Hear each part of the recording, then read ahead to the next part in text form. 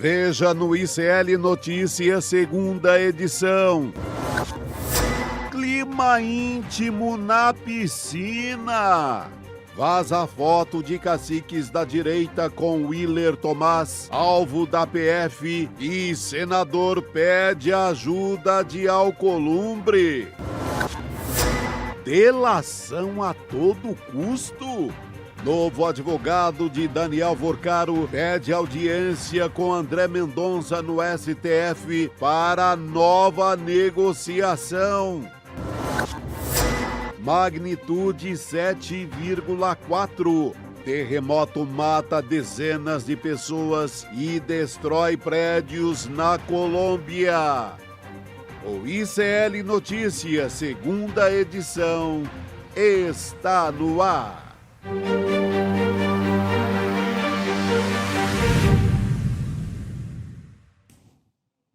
Olá, boa tarde. Seja muito bem-vindo, seja muito bem-vinda. O ICL Notícias, segunda edição, está começando segunda-feira, dia 10 de agosto de 2026. Nessa segunda-feira, começando a semana muito bem acompanhada nesta piscina dessa mesa redonda, Chico Sá e Pedro Costa Júnior. Meu Deus do céu, eu não sei nem o que pensar mais sobre essa piscina. Eu não sei. Eu fico até sentindo o cheiro daquela desgraça de longe. Porque, viu o tamanho da piscina? É tudo errado ali, né? Meu Deus do céu. A gente vai ter a nossa enquete oficial, mas eu queria lançar a enquete de quantos trocadilhos com piscina a gente vai ter até o final desse programa. Boa, Gabi. Boa noite, nossa luminar Gabi. Boa noite a Francisco Reginaldo de Sá Menezes. Ele! O maior brasileiro de todos os tempos, vulgo Chico Sá. Que alegria estar aqui. Dispor, amigo. Boa noite, tudo sério. Já que você está ao nosso dispor, Chico Sá, vamos começar com o nosso primeiro destaque desse programa. Vamos lá.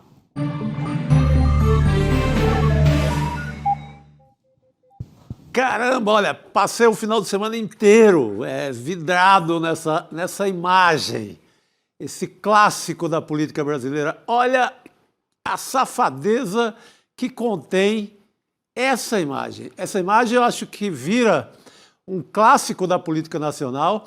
Ela é a imagem que o Cazuza queria para aquela bela canção sua, né? Aquele hino que fala que sua piscina está cheia de ratos. Só que o Cazuza escreveu, mas não tinha uma imagem clássica que casasse assim como nada nessa vida com a letra da sua canção. Olha, aí a gente tem praticamente os caciques maiores, né, do Centrão. É na casa do deputado o Everton Rocha, do PDT do Maranhão, mais precisamente no seu rancho, no seu rancho em Planaltina. Aí nós temos o Arthur Lira, como podemos ver ali atrás.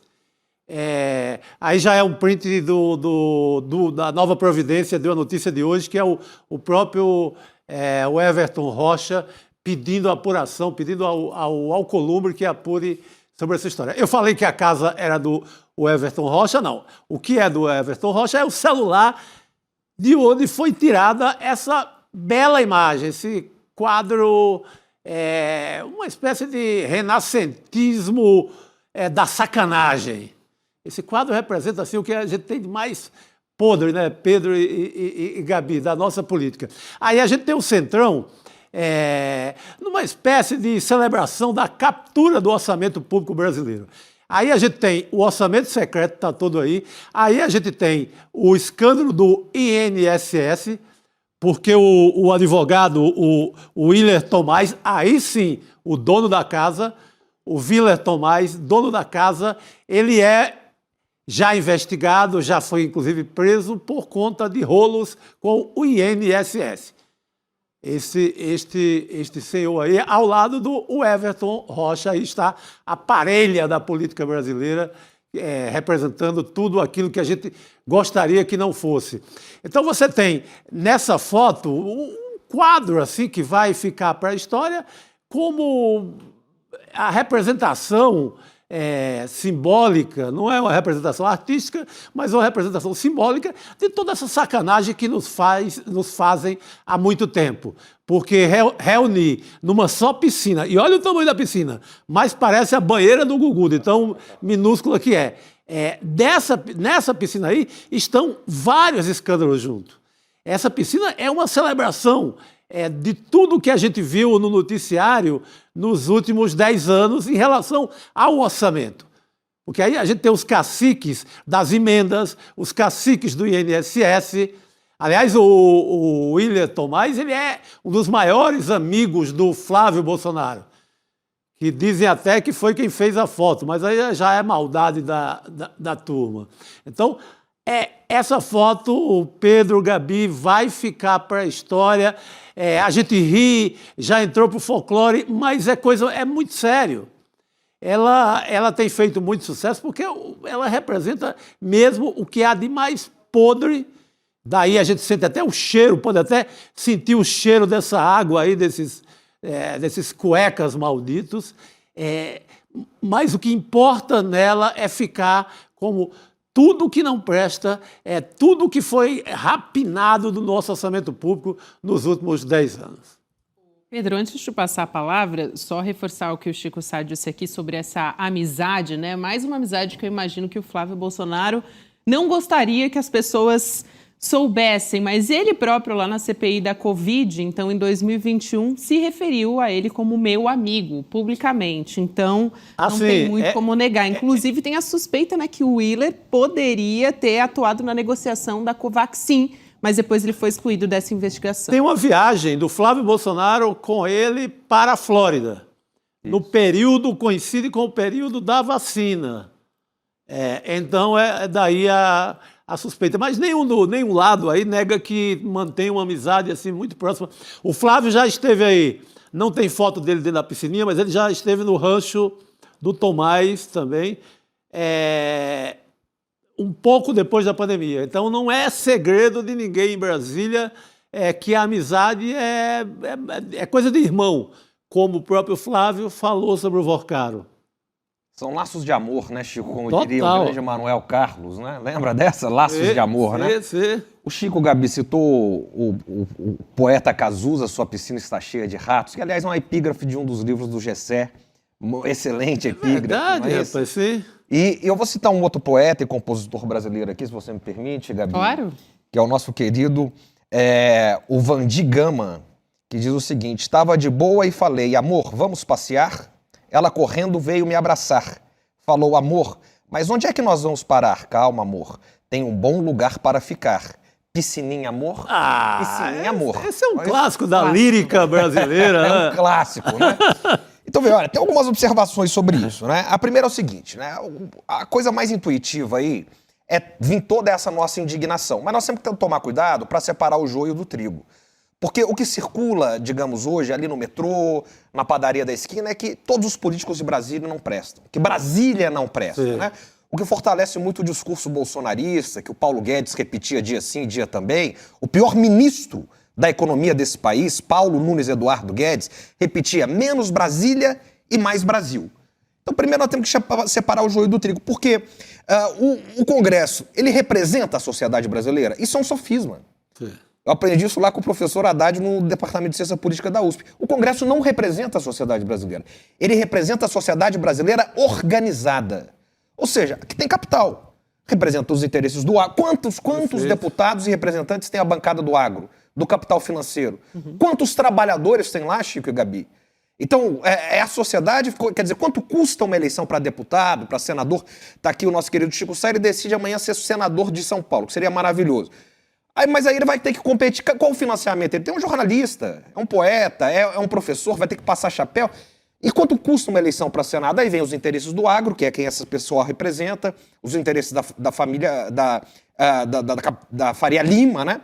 Então, é importante a gente separar essas coisas. Como nos dizia também um filósofo do século XIX, um bem barbudo, né? Que é preciso a gente sair da esfera da aparência e entrar na esfera da essência. Então, essa piscininha, o que está por trás dela? Quais são os interesses que estão articulados por trás dela? Quer dizer, como o Gessé também disse, essas pessoas aí, eles são empregados do grande capital. Eles são empregados do capital financeiro. Então é preciso ir além, é preciso ir para a esfera da essência. E eu queria destacar aqui só, Gabi, a presença do Fábio Faria. O Fábio Faria é uma figura-chave, que ele é o grande articulador. Acho que ele teve uma noite difícil lá com a esposa, com a Patrícia Bravanel, né? Ele é o homem do SBT, do Grupo Forte do SBT, fundou o SBT News, ex-ministro do Bolsonaro, e chega como uma figura forte para um eventual governo Flávio Bolsonaro. É o grande articulador aí, né, que entrega bastante coisa aí sem querer, né? Como, por exemplo, o Davi Alcolumbre ser um suíço, não é isso? Então tá tudo por aí, né, Chico? Tá tudo Gabi. nesse pacote. É isso, gente. Até, Chico, teve um momento ali, né, que você falou de casa. Tem indícios, segundo a Polícia Federal e a reportagem da Piauí, né, uma matéria em que vale a pena ler, porque tem diversos detalhes, mas de que a casa onde mora o senador Everton Rocha, no Lago Sul, foi comprada pelo Willer. Né? Então, ele teria feito, segundo essa investigação, está sendo apurado ainda, fez ali a intermediação toda para essa compra. Então, vale a pena também reforçar isso aqui sobre essas relações, né, de proximidade e que, no fim das contas, apareceram outros nomes agora muito bem, mostrando que o advogado é muito bem relacionado lá em Brasília, né, principalmente com nomes da direita e do centrão que aparecem nessa foto aí, Arthur Lira e companhia. O advogado, que não é só um advogado, ele é... A gente está chamando hoje em dia de lobista. Mas eu acho que é algo mais além do... Claro. O lobby não foi legalizado ainda no Brasil, mas o lobby... todo mundo tem lobby no Congresso, todos os setores, segmentos, tem com crachazinho e tudo. O cara entra lá no Congresso, vai ter uma votação de uma emenda X, que interessa, por exemplo, ao setor do cimento, da construção civil. Vai lá o cara com crachazinho... vai no líder dos partidos e diz, vota para o nosso lado, etc. Isso seria um lobby político dentro de uma certa normalidade. O que esse rapaz faz é além. Ele faz a sacanagem, ele azeita os poderes ali para realizar os negócios e recebendo quantias. Ele foi preso porque tem um caminho de um dinheiro ali que tem a ver com ele, com o cofre dele. Então, não é só aquele lobby dentro de uma certa... dentro de algo oficial, institucional. Não, é a grande sacanagem. É a piscina, volto para a piscina, para essa água barrenta dessa piscininha aí. É isso que está ali. O roteirista do Brasil sempre capricha. Só aqui, rapidinho, né, Chico? E também chama atenção a ausência de uma pessoa que foi convidada, mas não poderia estar lá porque ia presidir uma sessão no Supremo no dia seguinte, né? Nós estamos falando do Toffoli, que nas mensagens foi convidado. O que mostra, na verdade, Chico, que é esse exemplo que você deu da banheira do Gugu, né? O Baú-Bauê, né? O banheiro do Gugu tinha lá o Padre Marcelo, com Carla Pérez, com Só Pra Contrariar, né? Então tem gente de todos os poderes envolvidas aí, né? Exatamente. Bem lembrado. Não pôde comparecer, mas foi convidado, né? Exatamente. O que demonstra aí algum tipo de conhecimento, de intimidade. Mas vamos seguir aqui.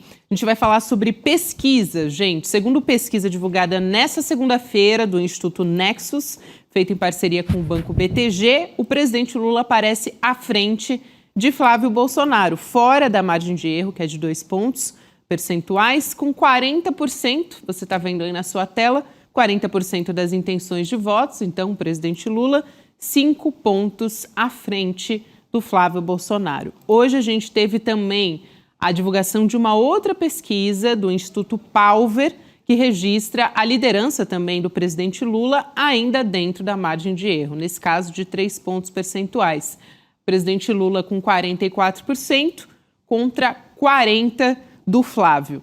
E a grande surpresa da Palver também é trazer o candidato do Missão, que é o Renan Santos, com 10%, que é o único dos candidatos nanicos, vamos dizer assim, que tem menos expressão na candidatura à presidência, que rompeu essa barreira dos 2 dígitos. Vamos entender essa história toda. A gente vai trazer aqui hoje o Renato Meirelles, melhor dizendo, né, Renato? Bem-vindo, presidente do Instituto Locomotiva, aqui com a gente para nos ajudar a entender isso tudo.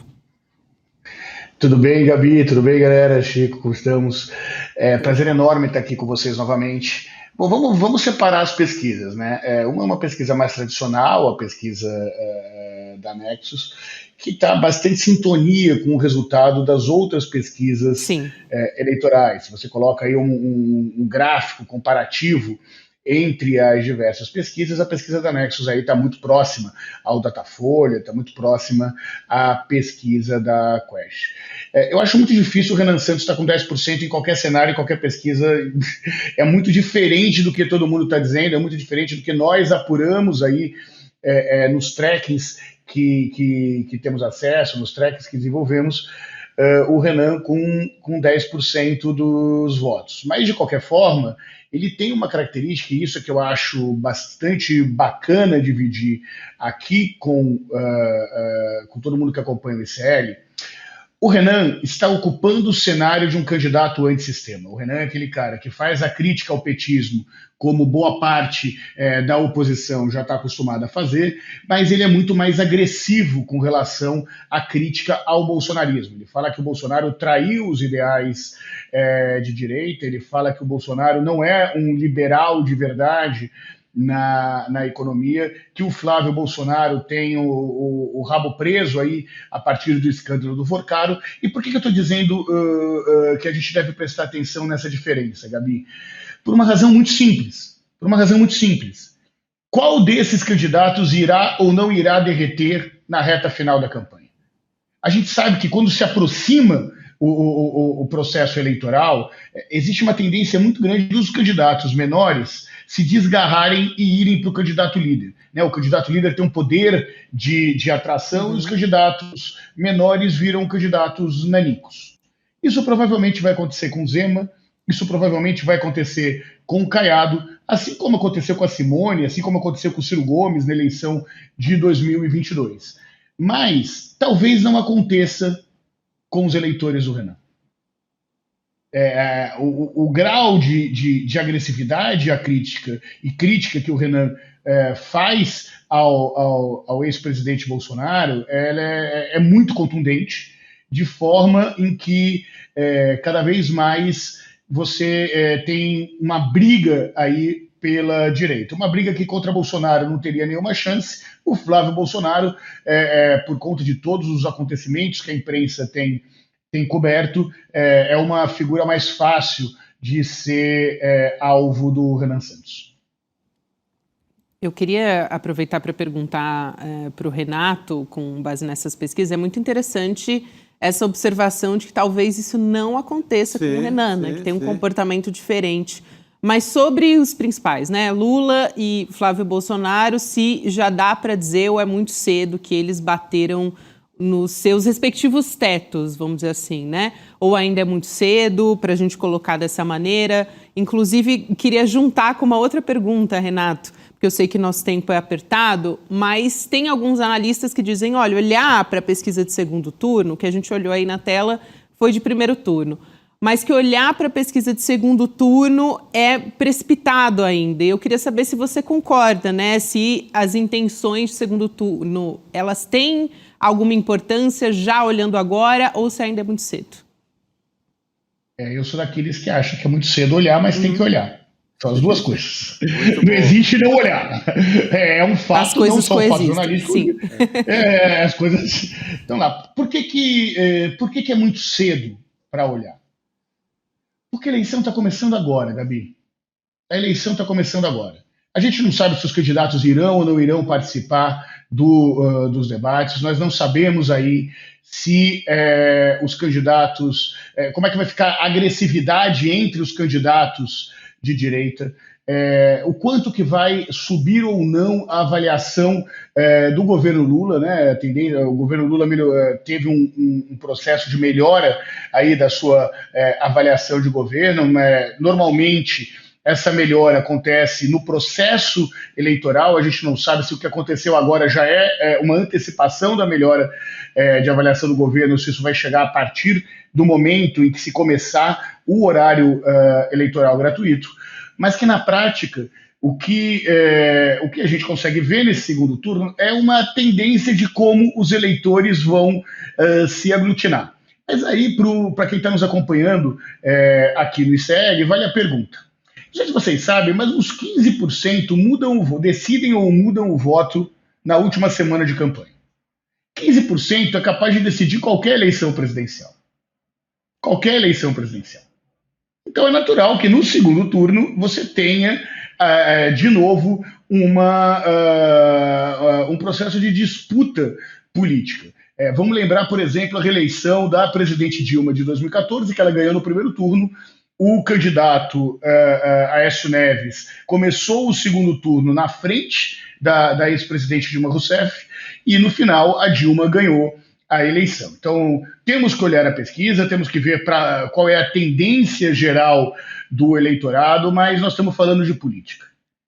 Política se decide aos 48 do segundo tempo, como o futebol. Aqueles que não entendem o que é política também não entendem o que é o imponderável no futebol. Saímos de uma Copa do Mundo agora, quantos gols nós tivemos aí aos 48 do segundo tempo, quantas prorrogações foram criadas aí com gol no final, é isso que pode acontecer no processo eleitoral e durante a disputa política. Sem dúvida. Renato, eu vou aproveitar e trazer os números, né? Eu citei o segundo turno, não trouxe os números. BTG Nexus, a gente tem, então, a gente coloca aqui na tela para apoio, para quem me acompanha em vídeo, Lula com 47%, Flávio Bolsonaro 44%.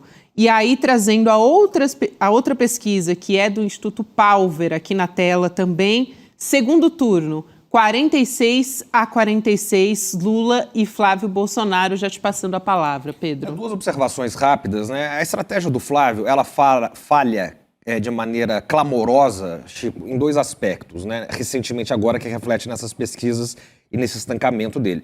O primeiro é que o Flávio Bolsonaro, se ele quiser ganhar essas eleições, ele tem que ter o voto da mulher. E ele faz um movimento contrário.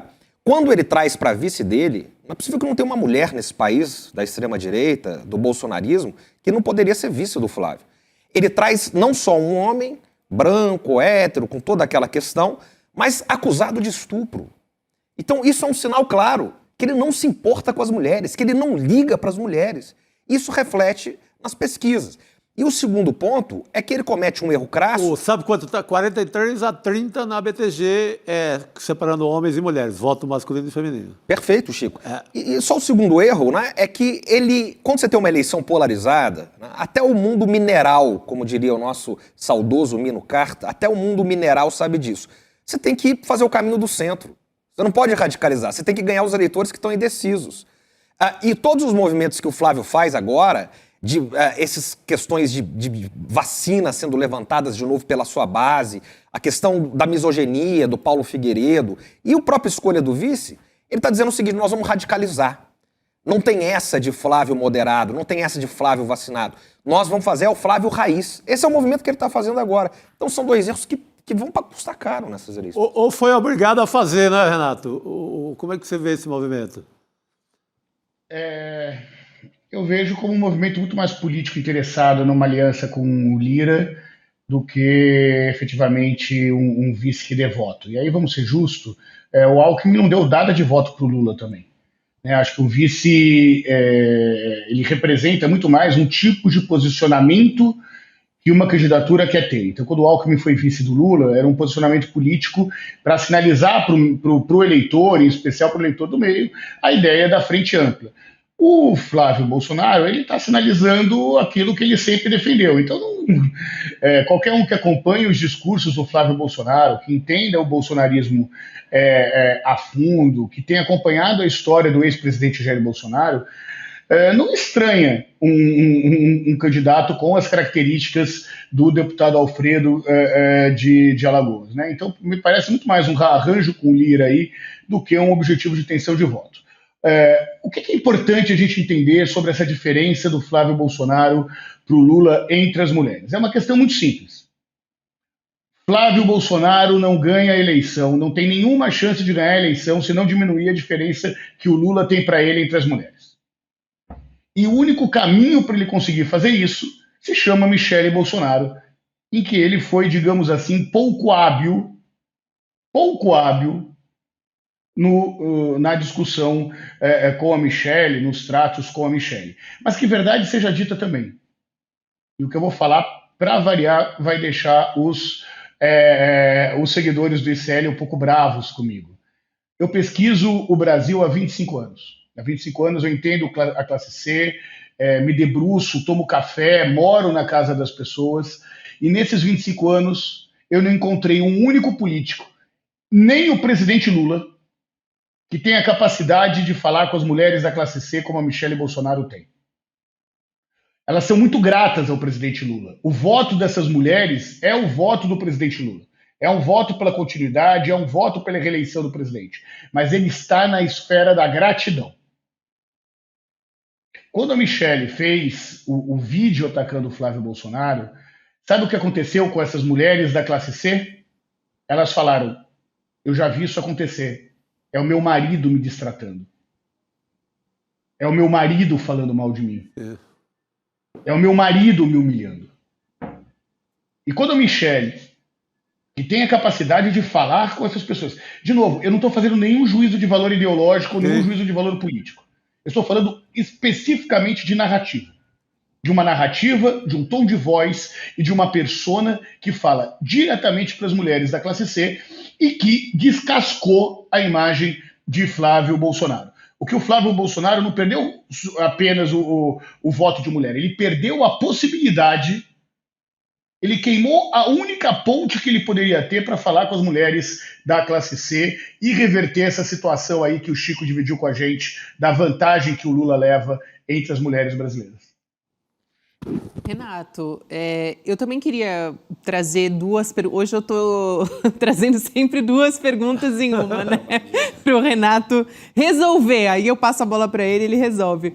Mas duas perguntas importantes aqui. Como é que fica o palanque do presidente Lula em Minas? Porque agora houve a confirmação da candidatura do Cleitinho, né? Foi um vai e vem. Agora, neste minuto, 17h58... Ele é candidato. Ele é candidato, tá? Então, neste momento, como é que fica o palanque de Lula em Minas? E a outra coisa que aconteceu, agora há pouco, nessa tarde, foi que o presidente da Câmara, Hugo Mota, afirmou que vai apoiar na Paraíba a reeleição do presidente Lula, Hugo Mota, do Republicanos. Isso também pode alterar alguma coisa nessa composição do palanque do presidente Lula? Vamos começar pelo mais fácil. O Hugo Mota precisa ser reeleito, né? Você vai ser contra o Lula na Paraíba? Exato. Então tem uma coisa que não tem nada a ver com a atuação dele como presidente da Câmara. Tem a ver com um movimento real de conseguir ser reeleito e depois, caso reeleito, tenha o apoio do governo para uma eventual recondução aí à presidência da Câmara dos Deputados, brigando aí com um monte de gente do Centrão, e já que o Lira, que seria um outro candidato potencial, é candidato ao Senado, então talvez você tenha uma situação já pensado a longo prazo. Mas ele tem um efeito importante, aí o apoio do Lira, e não é um efeito de voto, porque o Lula não precisa do Hugo Mota, né? O Lula não precisa do Hugo Mota para ser eleito, mas pense que numa eleição com esse grau de disputa que nós podemos hoje, a chance real de mudar o jogo está no imponderável. O imponderável pode ser cair um avião, como aconteceu com o Eduardo Campos, pode ser a existência de uma facada, pode ser um grande escândalo, como foi o escândalo do Banco Master, pode ser a morte do ex-presidente Jair Bolsonaro, que se encontra doente em casa, e a morte dele traria um processo de comoção nacional, aumentaria uma revolta contra o Supremo, que não deixou o Flávio ver o pai no Dia dos Pais, mas poderia também a admissibilidade de qualquer processo de impeachment, por exemplo, ou qualquer andamento nesse campo. Então, é importante porque o apoio de Hugo Mota à candidatura do presidente Lula à reeleição garante aí uma certa estabilidade política nesses pouco menos de 50 dias que faltam para o primeiro turno das eleições. Sobre Minas, antes de qualquer coisa, a gente precisa dizer que o Zema está em terceiro, em Minas Gerais. Isso talvez seja até mais importante do que o Cleitinho. Assim como o Caiado está em terceiro em Goiás. Eu estou dizendo isso porque muita gente fala, terceira via. Meu amigo, o cara não ganha em Minas.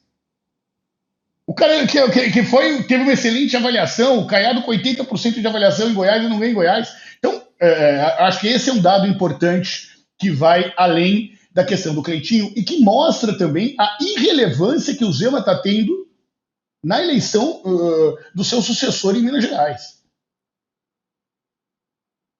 Então, a própria existência do Cleitinho, esse vai e volta do Cleitinho, sem nenhum tipo de influência do governador entre vai e não vai, entre ter um candidato mais combativo ou não ter um candidato combativo. Então, isso mostra um pouco quanto que o governador Zema ele tem baixa irrelevância no processo da sua sucessão política. Em Minas vai acontecer o que acontece em toda eleição. Em toda eleição. Você vai ter o norte de Minas votando no Lula, o sul e o oeste de Minas votando no Flávio Bolsonaro, você vai ter a grande Belo Horizonte rachada, mas dando uma pequena e uma ligeira vitória ao ex-presidente Lula, num cenário normal de temperatura e pressão. Não acho de verdade que o governador vai mudar o resultado de Minas Gerais. O Zema, na sua reeleição, que estava muito bem avaliado, que ganhou no primeiro turno, não impediu que o Lula ganhasse a eleição em Minas Gerais. Então, não me parece que essa disputa pelo governo aí de Minas traga uma grande relevância no voto nacional, a não ser que isso impacte no apoio dos prefeitos e dos candidatos a deputados, que são quem tem cabo eleitoral efetivamente na rua. Renato, Muito obrigada pela sua participação aqui no N2, sempre um prazer te receber. Valeu, querido. Até a próxima. Pedro, Gabi, Chico, prazerzaço estar aqui com vocês. Até a próxima. Valeu, querido. Sempre um prazer. Renato Meirelles, do Instituto Locomotiva, conversando aqui com a gente no N2. Chico Sá, tem uma pergunta para você, hein? Opa! Você está com saudades do Despertar? Muito, sempre. Sei que vai ter um novo por aí, né? Já está anotando na sua agenda? Ó, já Olha, pega eu seu vou chutar bloco. 19 e 20 de setembro, é isso? Acertou. O homem sabe de tudo. Não, que eu já anotei lá na minha lousa, lá na cozinha de casa. Pois é, esse não perder. grande encontro vai ser no mesmo lugar, inclusive, no espaço Vibra São Paulo, que é um encontro que a gente tem com a nossa comunidade, né? Feito por e para a nossa comunidade. É uma do bela ICL. de uma festa, né? É um belo encontro. É isso, é sempre um momento ali de imersão, de conversa, de pensar o futuro, de quais são as alternativas, enfim. É o maior evento até hoje que a gente tem aqui no ICL para esses encontros acontecerem. E você já pode garantir o seu ingresso. Vai começar, na verdade, no dia 16 de agosto, então daqui a pouquinho, já no final dessa semana, né, no começo da semana que vem, você já pode garantir. Você pode ir em despertar2026.com.br. Agora você já consegue garantir o seu lugar, ter acesso às vantagens especiais, spoilers de convidados desse ano e tal. Você entra no nosso link para entrar no grupo e ter acesso aos spoilers todos. Então já fica aí um gostinho do que a gente vai começar a divulgar. Na semana que vem a gente já deve começar a divulgar, né, os nomes. O legal é que você encontra assim, gente do Brasil inteiro num papo ali, papo informal, pessoas que você não conheceria em nenhuma outra ocasião, né? Mas está lá no Amazonas, ligado no ICL, é sócio do ICL, sustenta o jornalismo do ICL e essa é uma oportunidade para encontrar com todo mundo. É muito bom, né, Chico? Porque depois da pandemia, todo mundo ficou meio afastado, então a gente tem que resgatar no nosso campo aquela coisa da política dos afetos, né? Estarem juntos pessoalmente, isso é um privilégio. E da troca, exatamente, é isso. Então, já garante, você que está curioso, entra em despertar2026.com.br ou então aponte seu celular aqui para a tela, tem um QR Code para você começar a ver os spoilers do nosso evento que promete. Vamos seguir para as nossas informações aqui do N2?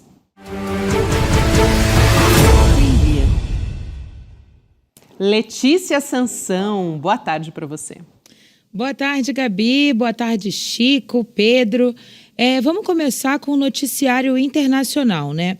Hoje, um terremoto de magnitude 7,4 atingiu a Colômbia. O epicentro ocorreu em San José del Palmar, a 400 quilômetros de Bogotá. Além da capital, os abalos alcançaram Cali, a região fronteira com a Venezuela, além de Equador e do Panamá. foi o mais forte registrado no país em 10 anos e tem registro de feridos e destruição em diversas cidades. 111 pessoas morreram em diferentes regiões, segundo as autoridades locais. O presidente da Colômbia, Abelardo de la Espriella, declarou estado de calamidade pública. Gabi.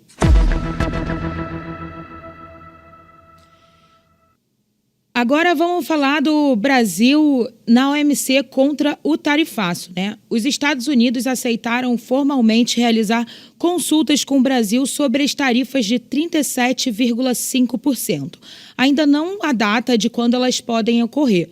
O governo Lula acionou a OMC no final de julho contra o tarifaço de Trump. Os Estados Unidos apontam que as práticas comerciais brasileiras são consideradas injustas. A China também pede para entrar na ação do Brasil contra os Estados Unidos na OMC. A delegação protocolou um documento em que diz que tem interesse comercial substancial nessas consultas e que é afetada pelo tarifaço. E para fechar, o TSE julga daqui a uma semana a ação movida pelo PT, questionando o vídeo do ex-presidente Jair Bolsonaro e inteligência artificial exibido na convenção do PL. O presidente do tribunal, Cássio Nunes Marques, vai se reunir com os demais ministros da corte nessa quarta para debater o caso e deve pautar o julgamento para o dia 17 de agosto. A decisão é considerada uma das mais importantes da eleição desse ano, porque vai determinar a legalidade do uso de deepfakes nas campanhas eleitorais. Obrigada, Letícia Sansão, na sua estreia aqui no N2, bom. a nossa mesa redonda diretamente de Belford Roxo para o mundo. Ah, essa é a estrela. Muito talento.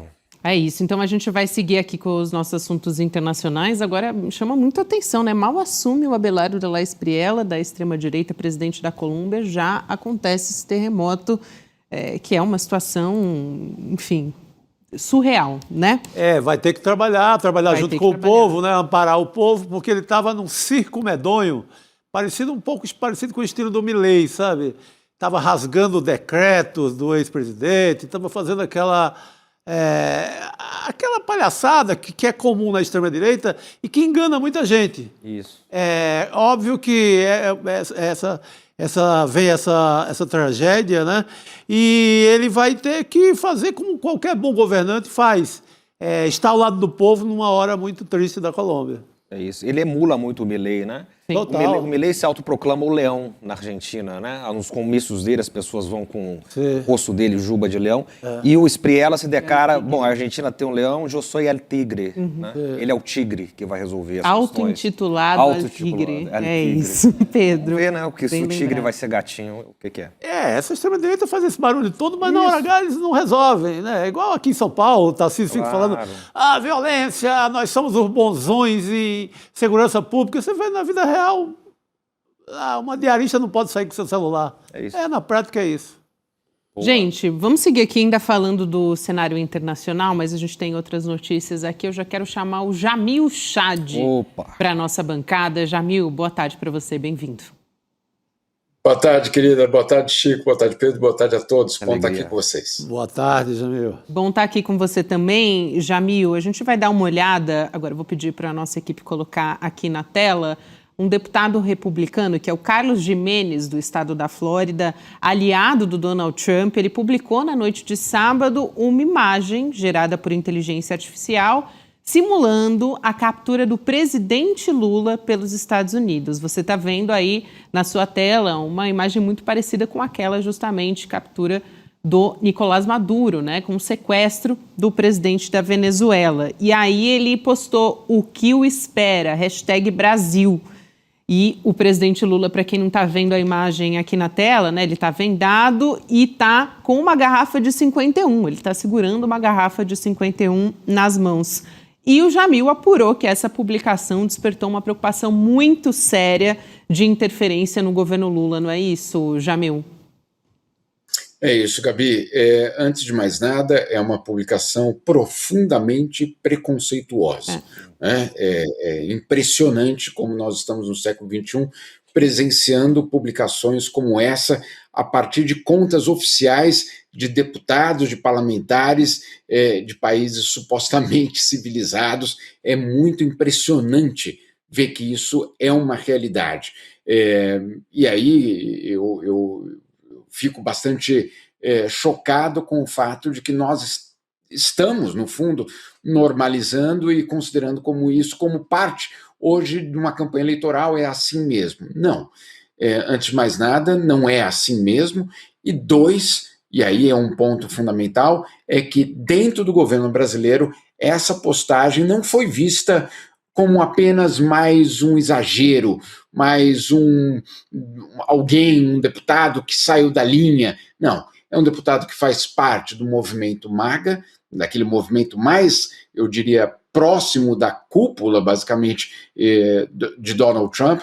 É um deputado que tem uma relação muito próxima com Marco Rubio, que é o ministro das Relações Exteriores, no fundo, do Departamento de Estado, e é um deputado que, sim, opera dentro de um ecossistema justamente para servir de voz, de eco, claro, para o que a Casa Branca determina. Então, muito dificilmente teria sido apenas mais uma imagem que um deputado, por conta própria, ou a sua própria equipe decidiu postar. Né? Essa é a suspeita de que existe, na verdade, algo mais concertado, orquestrado por trás disso.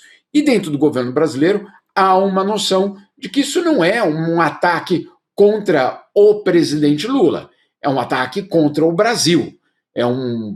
Colocando em questão, basicamente, não apenas o personagem Luiz Inácio Lula da Silva, mas a própria presidência brasileira, a própria democracia brasileira.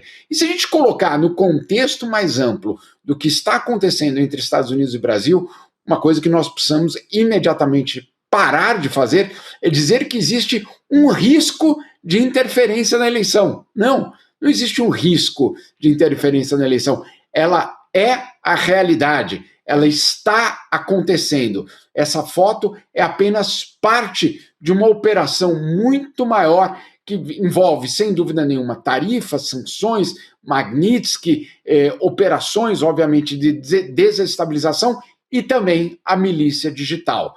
É disso que nós estamos falando. Essa foto ela é escandalosa, não apenas pela imagem que ela traz, insisto, mas pelo contexto e pelo que ela significa. E por isso é tão grave.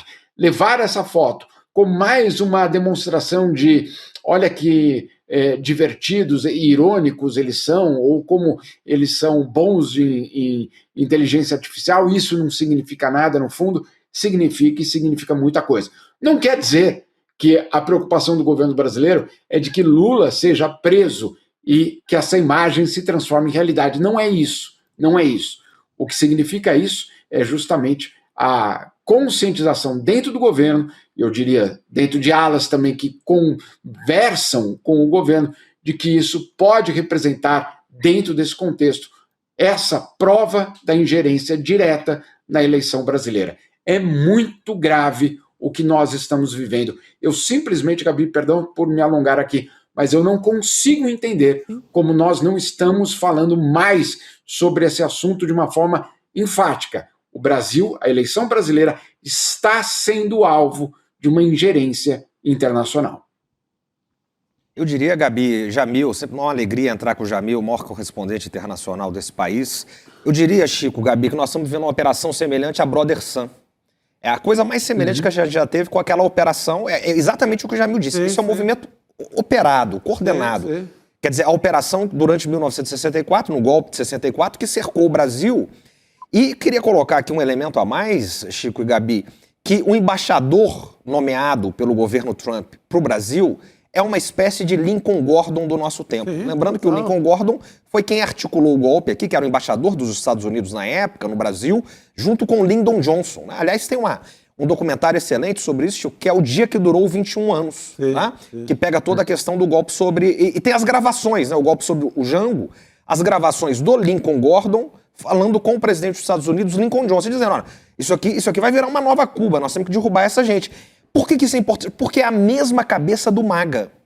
Tanto esse deputado que faz essa afronta agora, de mau gosto, com o presidente Lula, como Daniel Omar Pérez, que é esse embaixador que foi nomeado agora para o Brasil, eles são do MAGA. Eles são do movimento de extrema-direita dos Estados Unidos. Os dois, né?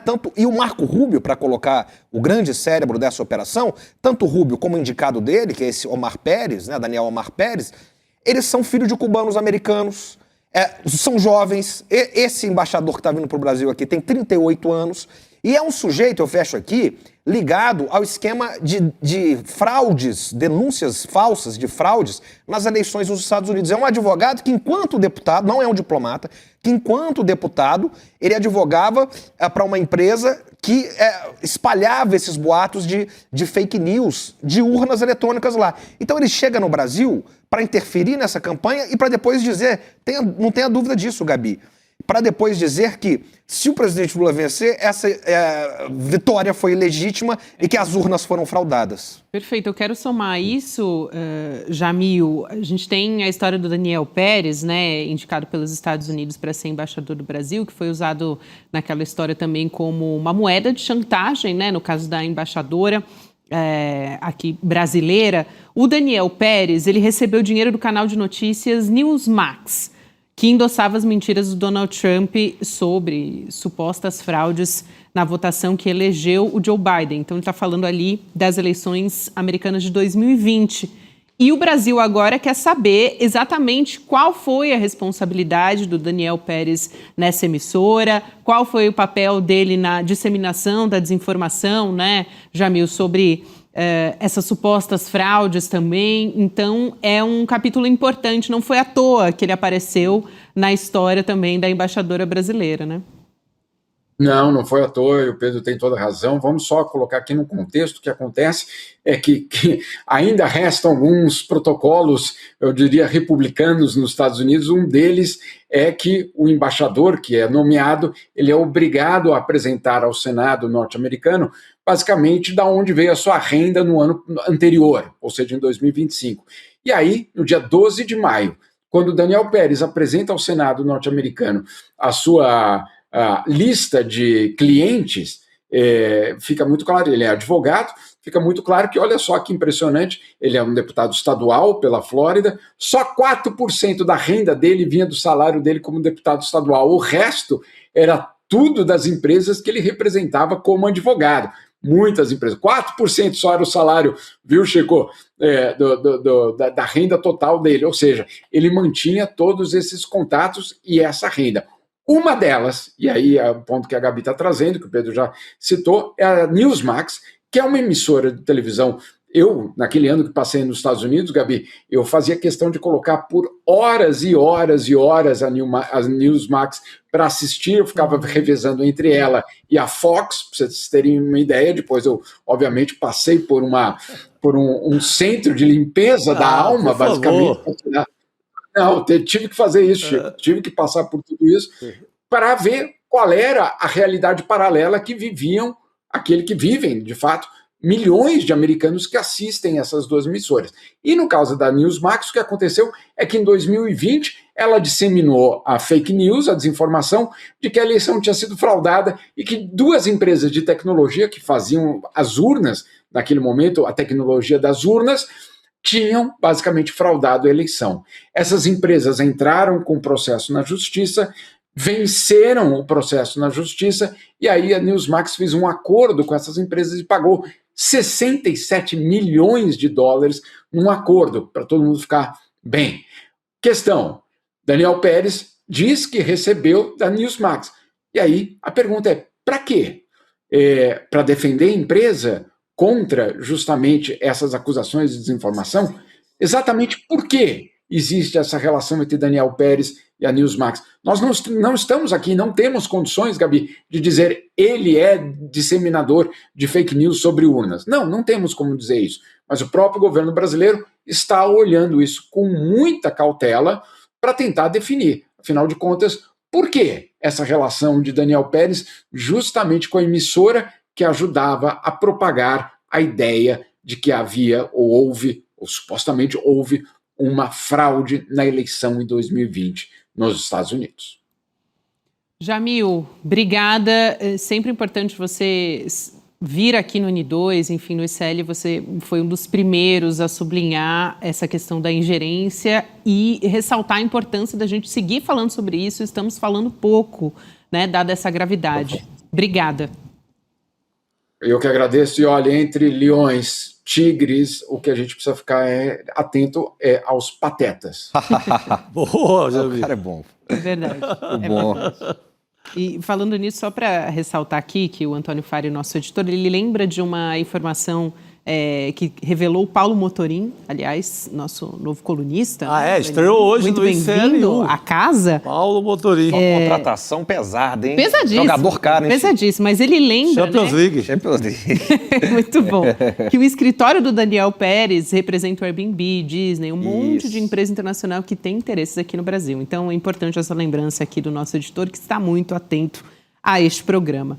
E olha, hoje é segunda-feira, então temos Chico Pinheiro Entrevista. O nosso entrevistado da semana é o ator Paulo Betti, que tem uma trajetória muito marcante no teatro, no cinema, na televisão, enfim. Então tem um bate-bola entre Paulo Betti e Chico Pinheiro. Um brasileiro, um artista brasileiro que nunca fugiu à luta. É isso. Esteve em todos os momentos importantes da história do Brasil. O reencontrei aqui na gravação do Chico Pinheiro. Olha, eu diria da categoria imperdível. Imperdível. Tá? Vamos dar uma olhadinha em como foi essa conversa? Em como vai ser essa conversa daqui a pouquinho, que você confere às 6h30. Vamos assistir um trecho. Aí eu fui para Sorocaba e o Lula estava numa baixa na campanha. Acho que era contra Fernando Henrique, 2004, não sei. E Lula não estava bem. O Fernando Henrique ia ganhar a eleição conforme ganhou. A minha mãe pegou um galho de arruda, eu estava em Sorocaba, ela falou assim, vai ter o comício do Lula aí. Leva um galinho de arruda para ele, bota dá para ele para levantar o astral da campanha, né? Benzer ele. Aí eu cheguei lá e combinei com o fotógrafo da Folha, falei, vou entregar um galinho de arruda pro Lula. Você faz a foto, tá, ok. Aí Lula, estava no palanque, não tinha quase ninguém na praça, Coronel Fernando Prestes. Lula, minha mãe, quando você fala de sua mãe, todo mundo presta atenção, né? Minha mãe, fez aquele silêncio, me mandou esse galinho de arruda, eu pus a mão, não tinha caído, não sei onde estava. Aí eu olhei no chão, já tinha uns assessores tentando achar. Aí como eu sou ator, eu abaixei, fingi que tinha um galinho de arruda, peguei, entreguei pro Lula, que fingiu que tinha um galinho de arruda, pegou e botou na orelha. Isso se chama fé cênica no teatro. Você acreditar na coisa. Porque na distância ninguém ia saber, né? Maravilhoso. Então fica com a gente, 6h30, você confere este papo no Chico Pinheiro Entrevista, vai em icl.com.br/Chico e vamos para o nosso próximo destaque aqui no programa.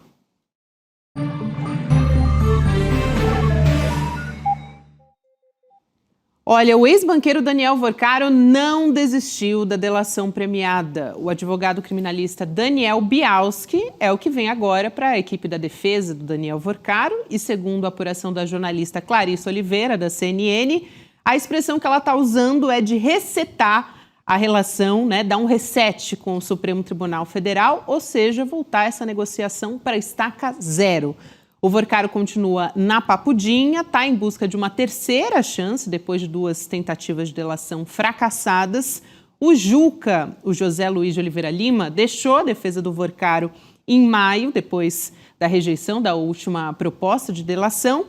Ele e o relator do caso Master, o ministro André Mendonça, eles tiveram atritos nesse processo, segundo informações de bastidores, e isso também foi determinante para essa delação naufragar.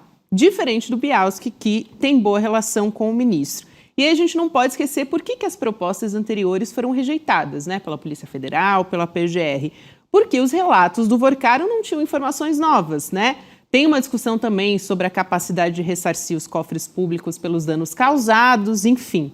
A defesa do Vorcaro já solicitou ao STF mais horas diárias de despacho na prisão para redesenhar os detalhes dessa nova proposta, com o esforço para que essa nova delação seja mais ampla e aí afaste aquela percepção de que o Vorcaro está escondendo informação. O que me interessa é o que o Vorcaro teria para apresentar de diferente, né, do que as autoridades já investigaram. Porque, para além dessa relação cordial da defesa com o relator desse caso, num sistema que se pretende democrático, a justiça deve ser guiada pela força das provas, então, né? E não pela afinidade de quem julga, de quem defende. Tem que ter nome de peso, então. Vão ter nome das castas superiores, né, que operaram em posições de poder realmente, ou ele vai entregar, no fim das contas, só os bagrinhos de sempre? Essa é uma pergunta importante. Eu, muito rapidamente, passo a palavra para vocês. Eu queria a percepção se vocês acham que pode ser uma delação premiada meio parecida com a do doleiro Alai Alberto Youssef na Lava Jato. Olha, eu acho que ele está blefando, ganhando tempo, não vejo nenhum sinal de que vai entregar. Ele acha, outro dia vi um delírio dele via advogado, como se nada tivesse havido de material de crime, como se ele não tivesse cometido um crime. Fosse apenas uma história de um grande banqueiro brasileiro que subiu na vida. Então, ou ele sai desse delírio, ou acho que não sai nada daí. Eu não confio muito. E olha, eu tenho mais uma notícia ainda importante neste programa, que é a segunda temporada do podcast No Alvo, podcast de jornalismo investigativo do ICL, que já está no ar. Primeiro episódio disponível para você, tem uma investigação inédita e você vai ouvir a apresentação da Juliana Dalpiva, revelando bastidores, documentos, depoimentos de quem compartilhou a intimidade do Flávio Bolsonaro para traçar o futuro político do bolsonarismo. A gente vai assistir ao teaser e já volta. Centrado, ponderado. Ele se apresenta como o Bolsonaro que tomou vacina. Eu sou assim, a minha história de vida é assim, meu perfil é esse de ser um Bolsonaro centrado. Um filho que seria o oposto do pai. Uma espécie de Flávio B, ou quase um Flávio sem sobrenome. Ele não quis tomar vacina. Eu tomei 2 doses de vacina no braço. As pessoas vão conhecer, já conhecem o Jair Bolsonaro, já viram ele sentado na cadeira de presidente. Mas as pessoas agora vão conhecer um Flávio Bolsonaro. Mas de qual Flávio Bolsonaro ele tá falando? Desse? Não se pode levar pro lado e simplesmente estigmatizar a milícia, em especial os policiais. Ou então desse aqui? O que nos une é desconfiança da urna eletrônica. Esse é o podcast No Alvo. E a segunda temporada é o herdeiro do Jair. É Flávio Bolsonaro! Eu vou contar pra você quem é o Flávio Nantes Bolsonaro. Ele entrou pra política como parte de um projeto do pai.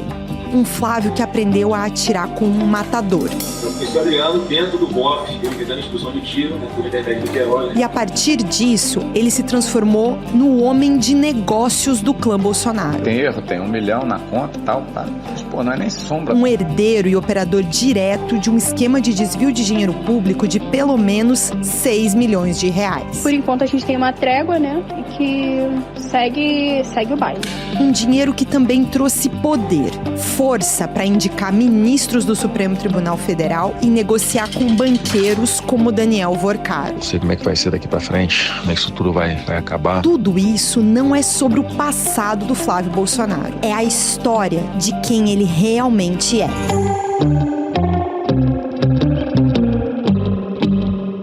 Quem é que tem medo da verdade? Vai em icl.com.br/podcast, que este trabalho é coisa fina. Já chegamos, gente, esse programa passa voando, né? Passa muito rápido quando a gente se diverte. Vamos trazer o resultado da nossa enquete. Você acredita que Lula ainda vai subir nas pesquisas? Sim, vai voar na campanha. 62% acreditam que não chegou no teto, não. Então ainda tem para onde crescer. Tem um chorinho aí. Um chorinho. Só um spoiler aí do documentário, né, da Ju, é que a co-roteirista dos primeiros episódios é uma mulher luminar nessa bancada, a mais sábia dentre nós. Está aqui. Uma bela revelação. Uma honra estar entre gigantes, Ouça o No Alvo, tá valendo a pena, Pedro. Obrigada pela sua gentileza. É sempre um prazer estar com você aqui, meu querido. Volte sempre. Te esperamos. Chico Sá, amanhã a gente está de volta, meu parceiro. De volta. É isso aí, gente. Boa noite para vocês. Fiquem com Chico Pinheiro Entrevista. Até amanhã. O Flávio entrou para a política como um projeto do pai dele. e por isso se tornou o homem de negócios do clã Bolsonaro. E essa história levou o Ministério Público do Rio de Janeiro a denunciar ele por um desvio de dinheiro público de pelo menos 6 milhões de reais. Eu sou Juliana Dalpiva e apresento para você O Herdeiro do Jair, a segunda temporada do podcast investigativo do ICL, No Alvo. O primeiro episódio estreia no dia 10 de agosto.